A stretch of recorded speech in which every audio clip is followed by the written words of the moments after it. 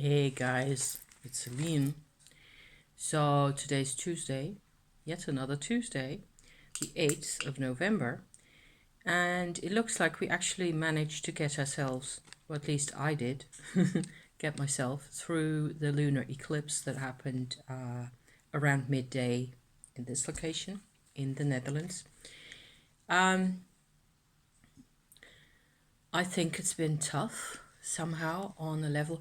What I keep getting, I suppose, is a feeling of actually, now that it's done, it feels like something has been torn out of me in a completely, off the map, in the distance, but it's emotional.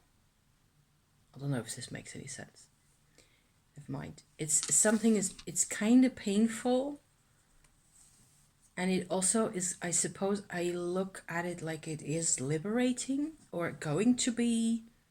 There's going to be more freedom, but it really feels very visceral, as if there's, in my gut, in here somewhere, there was something there that just needed to be taken out. Got a candle that I actually recycled this time.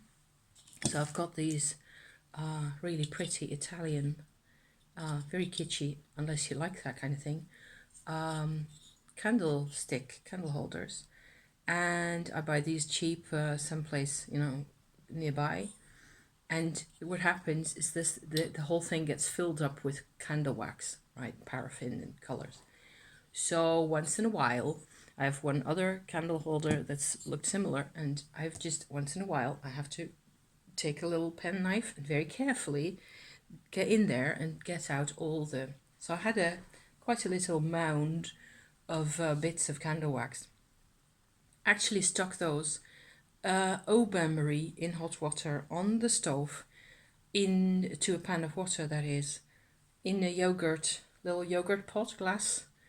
Put all the bits of candle in there, added a bit of paraffin, and a wick with a foot on it that you can actually buy online.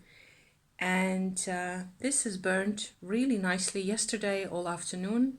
This morning I actually forgot about it until it was actual eclipse time, and then I lit it again, and I will leave it to burn until it just burns out.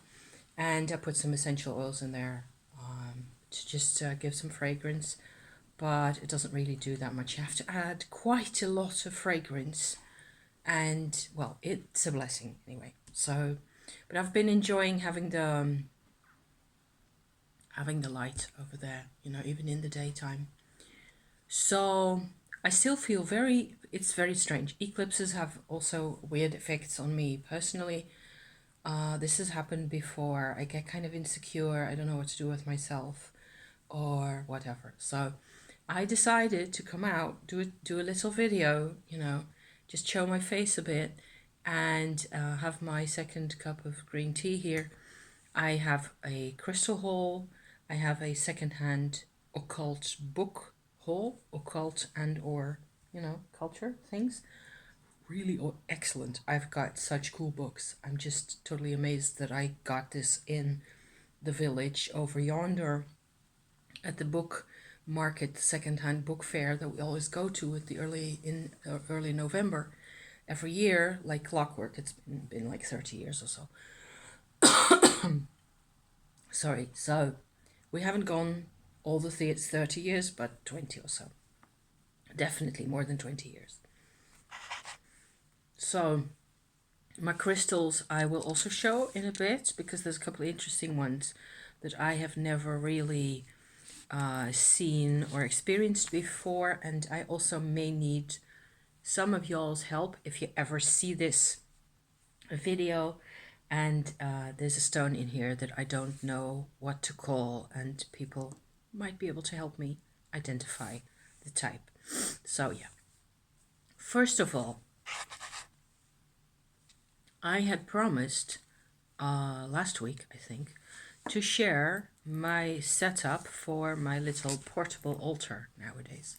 So as some of you will know, this is hand spun yarn that I spin myself. I enjoy enormously my spinning wheel. I actually spent most of the past period of the totality of the eclipse at around, so from 11 to 1 o'clock or so, spinning a special type of yarn that is finished now, that's washed and drying out here, in the fresh air. Because I'd done that before, and it's kind of really, it's got a special vibe to it. This is a type of yarn that I will only use really consciously or in something that is really magical for me. So this little bag here that I knitted and crocheted partly out of earlier yarns that I made contains now my traveling altar setup. So I've always wanted this, and it's kind of funny, I just never really got around to getting a combination of elements, I suppose, in here, like this one. This is a plastic figurine of a Black Madonna that I got in France, where she is actually sitting in Le Puy-en-Velay in the south of France, in the mountains. There's this fantastical place that we visited in the summer, in August, my husband and I. And there's this cathedral in a very volcanic landscape. So you've got these volcanic leftover geological formations everywhere. And it's just glorious. I think now I'm reminded that I've actually got is this it? Yes. I made a dirt bottle as well. You can't really tell anything, but it's got some of the vibe of that area as well in there. The thing is, for me to have a traveling altar kind of setup, I want it to be really small. I also want it to contain, I think, a few elements, that there's just a few elements that I really need. And I've got those now. So I've got the sort of the conjunction, if you like, the collaboration, if that makes sense, of actually these 1, 2, 3, 4, 5. And if I count this thing, it would be kind of cool to have it in there as well. It's not even necessary. I had 5 elements, okay? So the statuette, like this, the smallest one was so popular. They put out like a row of 50 or so of those, and at the end of the day, all the tourists have just plundered them. This to like €3 or whatever it was, 3.5, €4, or like cheap. There's bigger ones as well.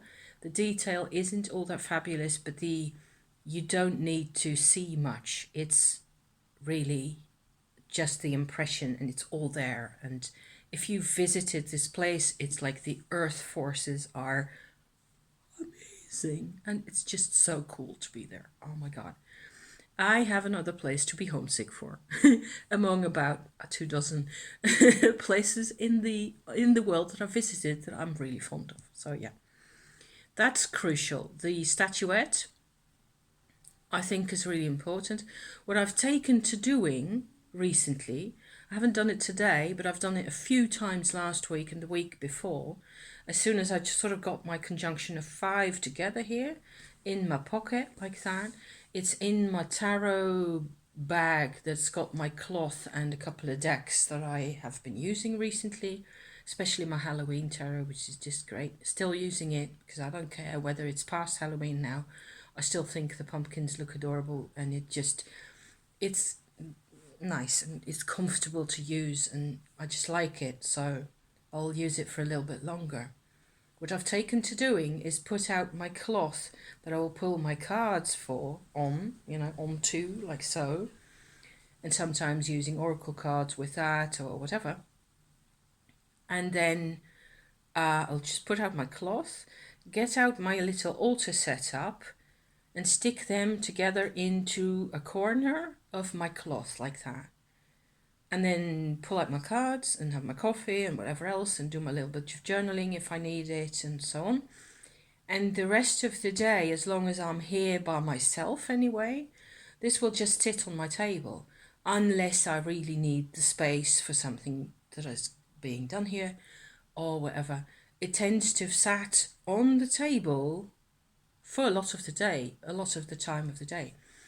And I've got altar space in here, and I've got several other bits and pieces in the house where there's like an important statuette or something like that. And still, this has actually felt very supportive. I can't think of another way of putting it. It's just been really helpful to do it like this. It's like my cards and my whatever it was I was going through kind of got a sense of, I'm hesitating to use the word, but a sense of consecration almost, a sense of dedication, a sense of, for lack of a better word, religion. I don't want to use the word religion. Not official religion, obviously. My own brand of religion. So here are the 5 elements, okay? Apart from the statuette, I have actually got this card, which is like the complete opposite of the, or it seems that way, of the Black Madonna vibe, but it is a very strong representative for me of my Tumo practice that I should also fill you in on at some point in the near future. I've printed this out and glued it onto cardboard and so on, and used some earth tone paints, and this is actually gold foil at the back. You won't be able to make it out. Maybe like this a bit. It's not, the image is just a representation, just like the statuette is plastic, and it also really is just a representation. But for me, it's important also because the Black Madonna place that we visited, the statues, as well as this particular statue, as well as the others, all to some degree represent this earth force that I mentioned earlier. And I believe that the Shakti energy that we work with in Tumo and in similar Shakti work, Shaktism type approaches in life and meditation styles and all that, and Tantra and whatever you want to call it, or whatever you call it at that point, you know, they're all connected.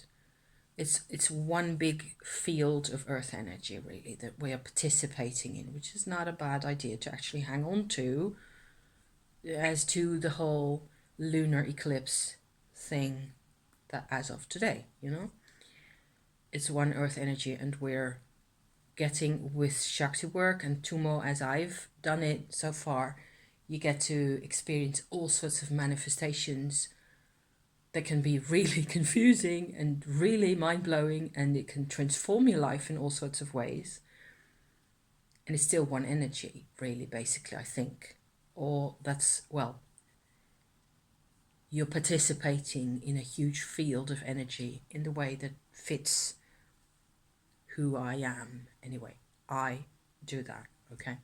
So there's 2 parts to this whole story. There's a part that has to do with the pure, raw energy of it, which is what the Vajrayogini type card stands for. This isn't really a figure of Vajrayogini, but it's the stance and quite a bit of the symbolism in there.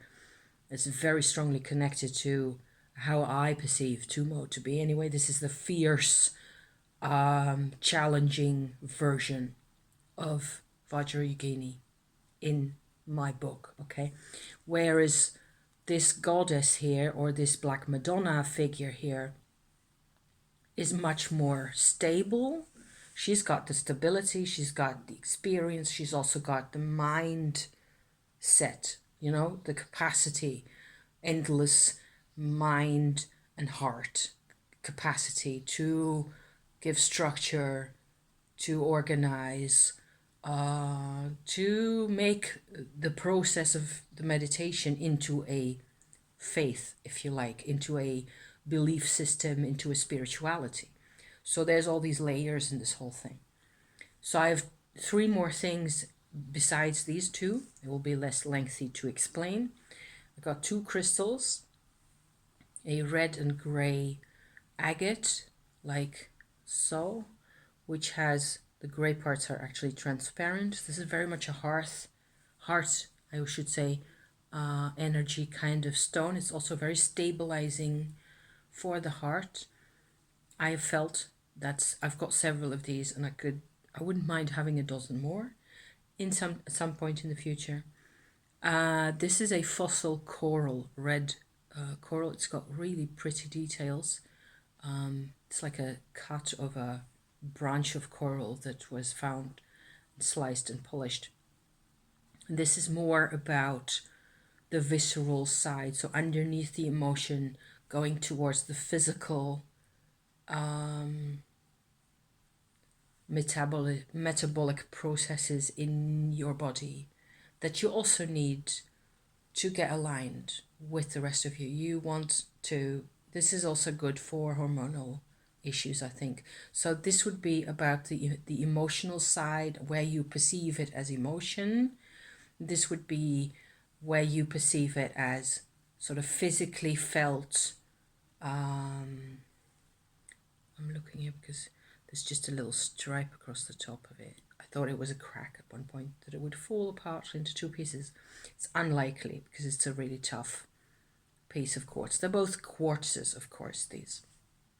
So they go in there, and then I have another bottle like this. I've shared also this before. This is my abramelin oil, which is, there's videos, a couple of videos I think I did about this on my channel. It's aging really well. It's this gorgeous color, like mahogany, but very much alive. This is a very spiritual side of things. So this is like, all the other things are like sitting more or less in the range where you are still connected to the earth. The abramelin oil is like totally out the crown chakra and into the spirit and the soul and all the godlike archangel, you name it, it's all in there, right? So these 5 are my traveling altar, and I can stick them into the bag and take them along. I've even walked around with my little witchy bag, which is also in here somewhere. Well, never mind. I've got this little like square bag that I put crystals in that I need to get to know, or bottles like this kind of stuff, or graveyard dirt, or whatever else. I've got a rose quartz skull. I've also got a couple of little flasks of like patchouli essential oil, for example, that I've used all the time when I'm with my husband on a client run, for example, and things get a bit intense, or we get tired at the end of the day and we still got, a distance to drive, or we're not home yet. That's when I will use that for really aromatherapy on the road. And if that's something that interests you, I would really advise you to, stick a mandarin oil, pine, lavender, those kinds of things into little tiny flasks, and stick that in somewhere that you can carry easily, because it's just a godsend often, and it will clear your brain, and you will feel like, okay, so now I can, I'll manage now until dinner, that kind of thing. Okay, so yeah, so I keep having kit like that. I've often a lot of that kind of kit I've used for years now, and almost 10 years, I think. So I will put my altar business, that's actually quite a separate little endeavor, and I'm really pleased and really kind of surprised also at how often I've already used this.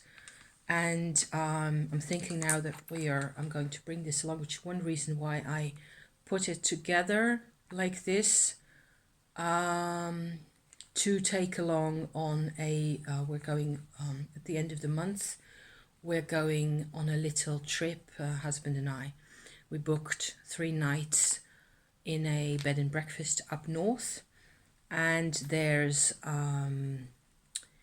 passage tombs in that area, so in the north. So I'm really hoping that I will be able to vlog over there. I'm also really hoping that it'll be the first time in a long time that we get back there.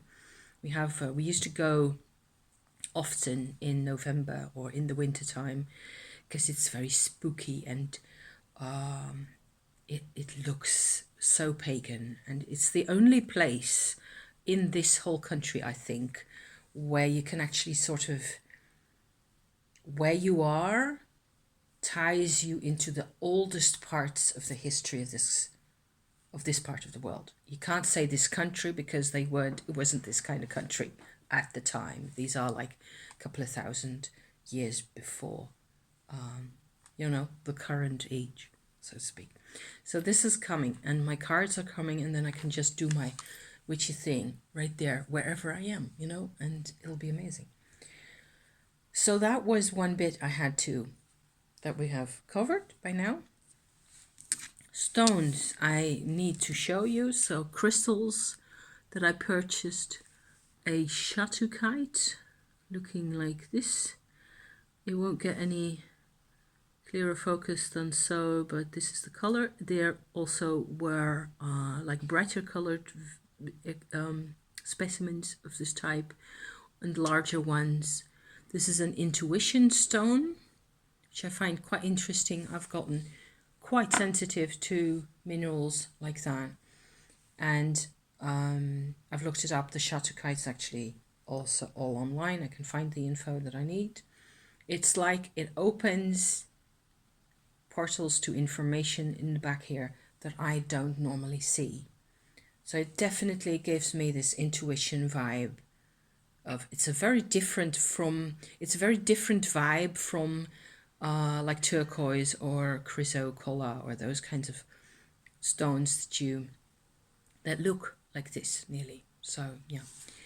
The other ones, so I've got one more that is this. It's a larvikite, if I say that right. It's got little sheens in there, and it's the opposite again. It's completely rationalist, very fundamentally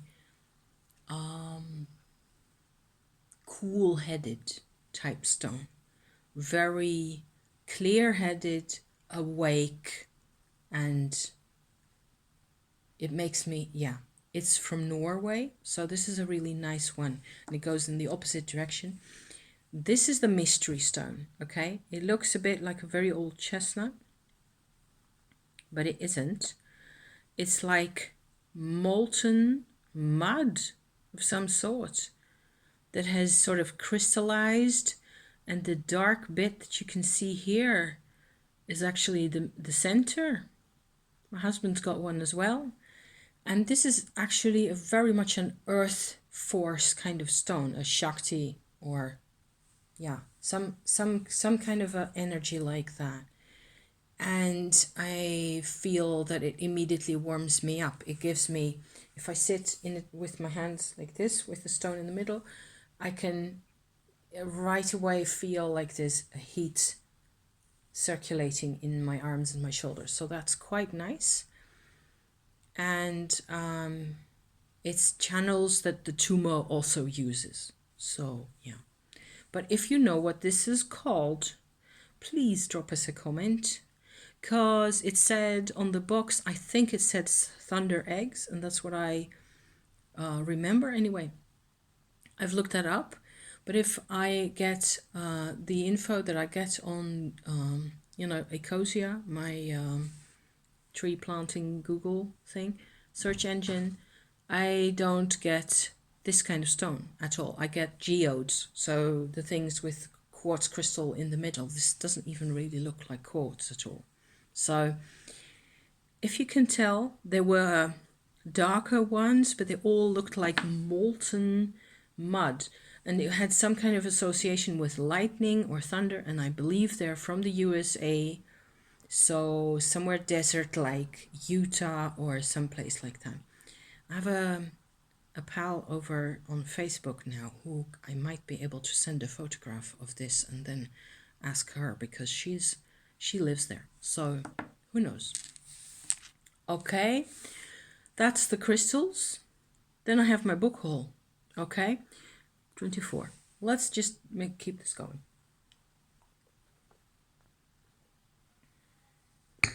Because I won't be going on forever about my books.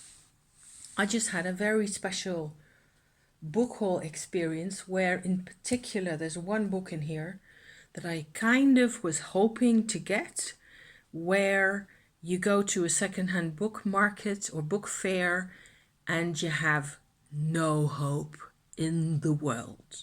of finding it right there. And here it is. I'm so chuffed. You have no idea. So the good news is this book fair thing is 3 days. It's actually the evening, a couple hours, I don't know, 4 or 5 hours or so. On Fridays, then the Saturday and the Sunday. And each time, what they do is they sell you the books by kilo. So it is €4 on Friday, €3 on Saturday, and €2 the kilo, kilograms, weight wise, per day, I don't know where the sentence was going. I'm not there now. So we'll go on Sundays, not really because of the money, but not at the moment anyway, but because it was most practical. And we had actually on Saturday we had a different client run thing where we bought the crystals, all the rest of it. So I've got the things actually in order of more or less that I got them. I think this is the first book that I found. It's actually very English oriented. It is about Lindisfarne, but it is also, that's a part of England where there used to be an old monastery and they made gorgeous manuscripts there. But this is also from a nature perspective. So there's illustrations, there's bits about the monastery and the history of the place, but there's also like these kinds of really pretty illustrations, illustrated by Sheila Mackie and written by Magnus Magnusson, who is not the medieval author of the same name, I think. It says here, Lindisfarne, the Cradle Island, Isle of Pilgrimage for birds and men, sanctuary of nature, shrine of Christianity, one of the world's special places. So there's maps and illustrations and things, and it was published Oriel Press, Boston, Melbourne, London. And I do not have a date, I think, although maybe it's in here. Oh yes, 1984. That was number one. So with that, I immediately got sort of started on a medieval vibration, okay? So the other one I've got is this one, quite similar. This is Dutch, as you can tell, right? About the history and secrets and meaning of the Holy Grail. So this is more of it's actually a historical overview. I don't really know about much of the levels of academia in this, but it does distinguish Christian, Celtic, and other legacies in the whole Grail symbol. And it has a ton of images. So, like, for example, this one, which is it looks like the Round Table of Arthur at the moment. I haven't even looked at it yet, but it looks really neat. Number 2 in my medieval set, I've got Hadewig is a Dutch medieval poetess that I know zip about, absolutely nothing. The original text as well as its translation into modern Dutch and commentary. Really pleased to have that. These are more of the esoteric. This is an esoteric one. Okay, going according to theme here. A Dutch Flemish author, I should say. So from the Middle Ages as well. Also manuscripts and things. A description of what his the world he was writing in.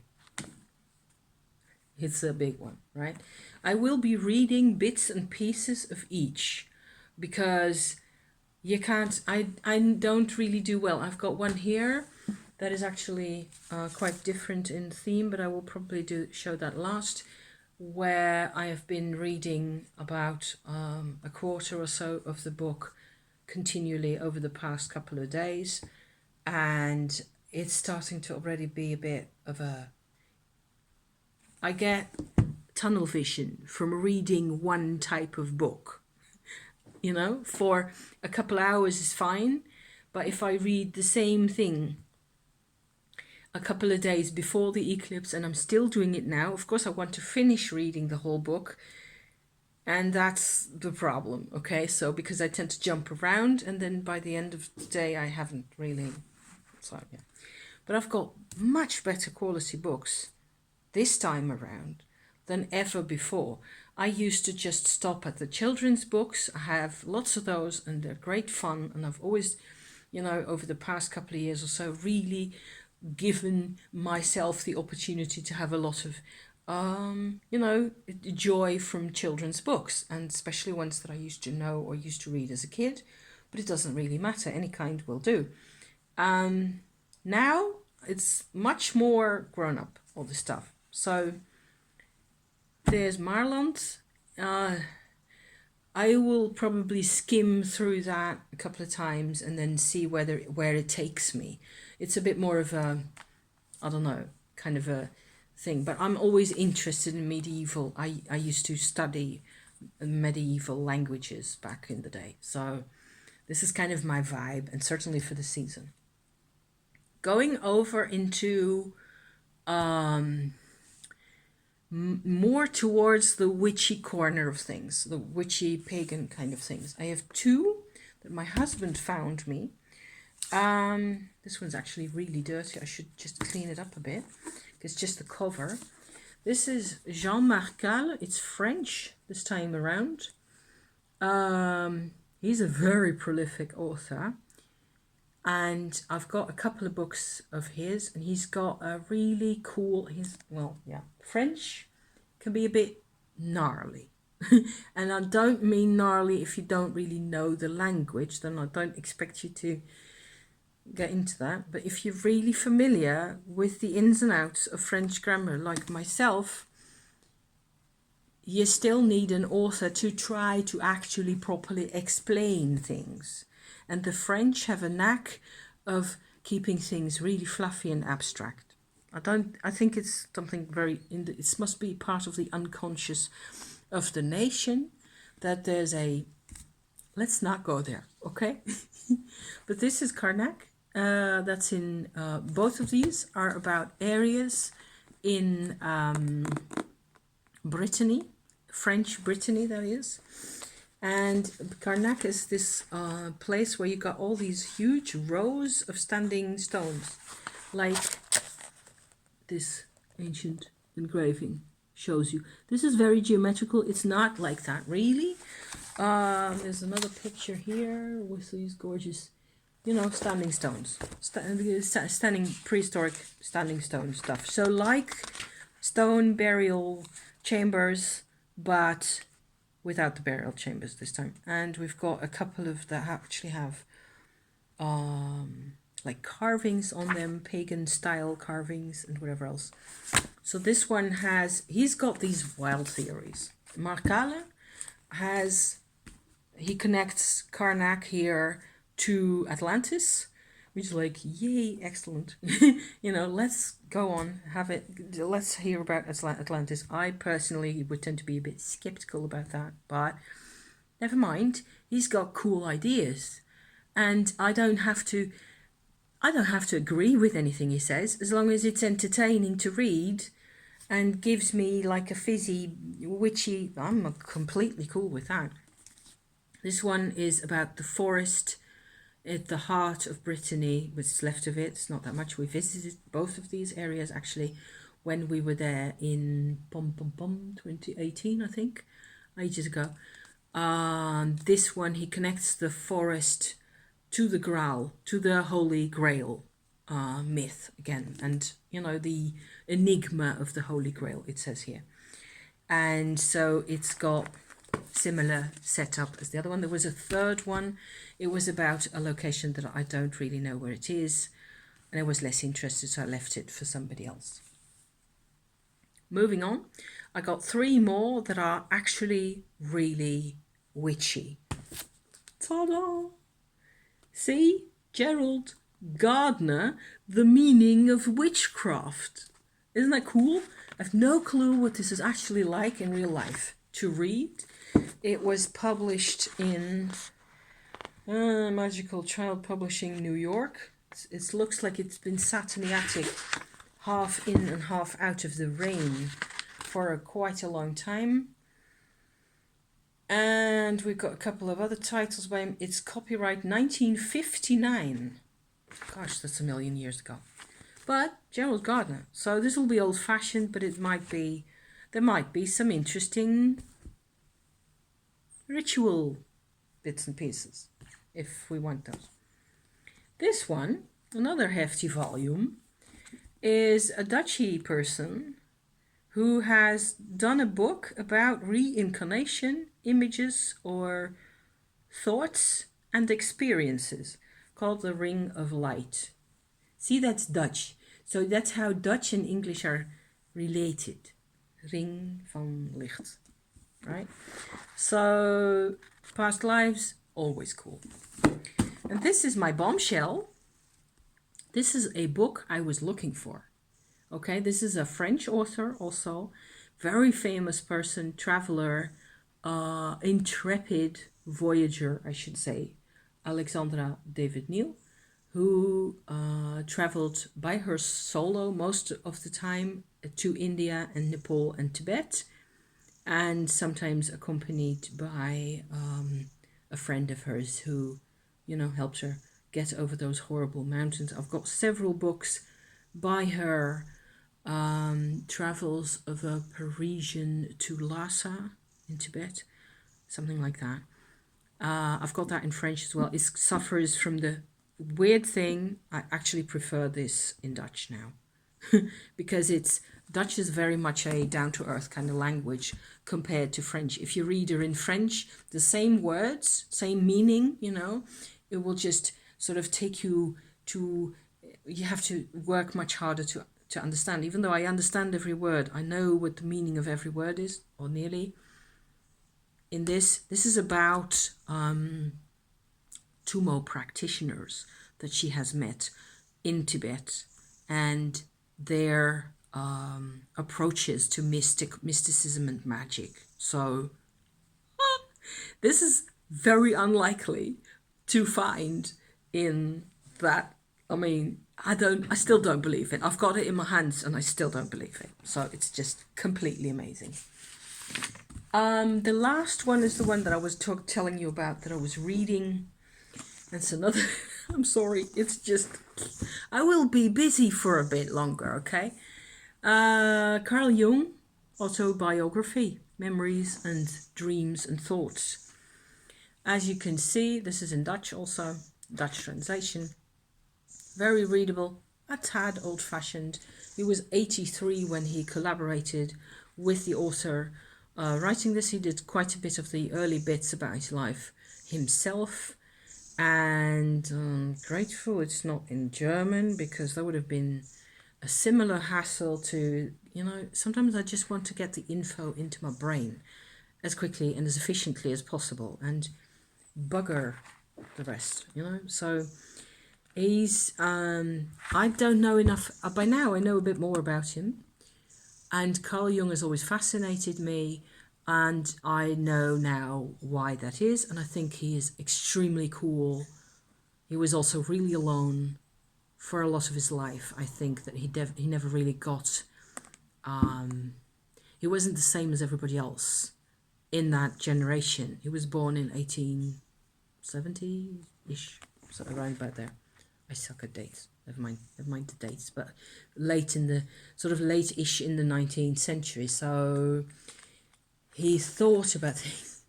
He is exhausting in the depth and desire to think about things and to want to understand things in life, especially also already as a kid, as a small kid.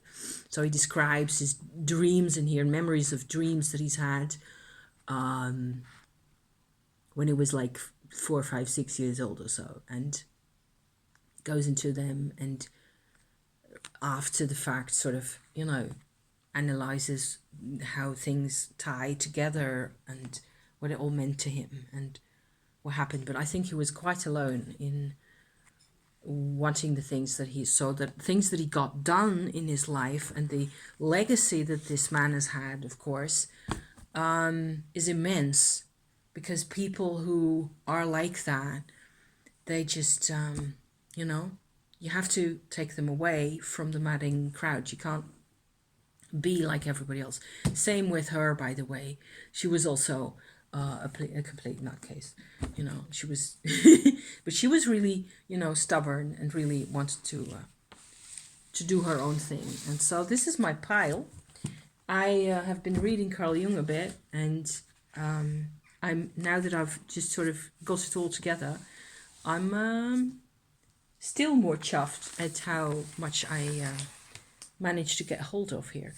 They actually made a whole sort of a new setup for in the book fair, you know, the secondhand book fair that I got this from, where before actually a couple of these were stuck in other categories, obviously, that they just got plunked there and that was it. But they had a large section, like 3 tables worth and on both sides, where it was all spirituality. And I know that the reincarnation book I got from there, and David Neil I got from there, and I think a couple of the other ones. So I noticed that after not having a spirituality department over there for like all time, except it was what they had was very much Catholic, traditional, you know, Bibles and old secondhand Catholic thought pattern books, you know, official looking sermons and that kind of stuff, which I did not see now at all, nearly. There was one crate, I think, with old Bibles, and that was it. So it used to be, there's been changes. So to the positive, I think, because this is stuff that actually, not only have they sold this to me, there were a lot of much more mainstream, type books, less specific than this kit over here, about chakras, about Reiki, a lot about that, not about cards though, not about tarot or any of it. Divination. There was a couple of little magazines and things that I thought never mind. So yeah, so there's definitely somebody's realized that it was useful to really create this bigger department, because of course they're getting the books from people like us. We go through our collection a couple of times a year that we have in to several library departments around the house, and sort of pick out what we don't like anymore, or what we don't get around to reading, or what doesn't make sense in our collection, stick them in boxes or bags and bring them over to another area actually where there's a storage place where the books are kept, and they take care of it. And so you donate a whole pile of books at once, and you get to sort of browse through other people's collections like this in a way that's just completely amazing. I am so chuffed, you guys. I will be busy with this all winter. I'm actually sticking this in my living room right here around the corner by the fireplace, just a bit away from the fire, of course, because duh. But there's a little corner there where I can just sort of keep track of, this is my pile that I got this time around. And I'm foreseeing that I will be getting rid of quite a bit of the stuff that I bought in earlier years, or that I found around, somewhere in public little, street library places and things like that, where I just really, it doesn't mean anything to me anymore, or it doesn't really connect anymore. So all in all, quite a bit of a video here, a witchy check-in, if you like, with my things. That is really a lot about inner connection, making much more sense to myself. Oh, yay that. Paring down to some essentials. I haven't been decluttering a lot. I've been cleaning my kitchen. That was a big deal. I told you this last week. I've been fairly successful. I actually got halfway through the difficult bits. No, I've done the difficult bits, okay? There's one more difficult bit, set of drawers down there, that I still need to do. And I will get around to doing that this week. I just decided to have 2 days off with the eclipse because yesterday I was like completely like a feeling like that. It's also probably PMS of some sort. And now, as you can tell, right, I am a bit more, I still look like an old dog, but I'm okay. I'm alive. And I've been doing a lot of knitting. I've been doing a lot of sewing together of my husband's sweater, which is coming along really nicely. This is one of the sleeves. I've got 2 of these, obviously. And this is going to sit on top of the sleeve like that. I made a similar sweater for myself, all hand spun wool. It takes forever, but it's just, it really is very pretty. So, I mean, the photos even are just drool. So, having lots of fun with that. I'm going to leave you again for today. Thank you so much for watching. I hope you enjoyed my witchy bits and bobs.